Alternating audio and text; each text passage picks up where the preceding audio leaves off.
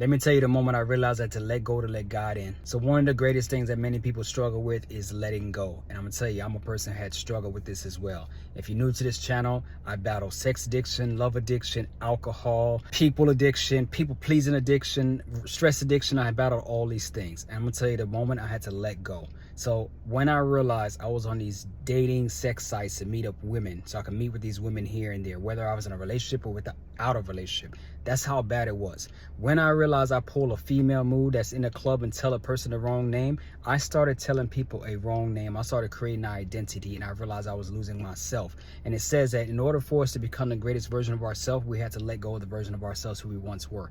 And many people, myself included, I was holding on. I was gripping to everything. And when I realized I had to let go of that so I could let God in, and at that time I wasn't allowing God in, I was closing God out.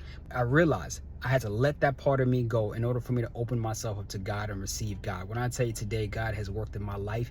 It's been over 4+ years alcohol free. It's been over 4+ years. I've only been with one person, and that's my wife.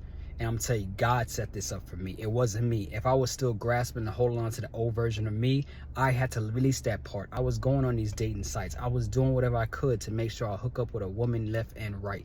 And yes, why am I telling people this? It's hard to talk about this. Today, it's still hard to talk about this. But I know if God is using me to sit there and show somebody else in their life or how to get out of the situation they've been in, I'm telling you, let go. Realize that it's time to let go so you can let God in. It's not easy, but I'm telling you this, it's worth it. God will work in your life greater than anybody you will ever know, anyone ever understand you.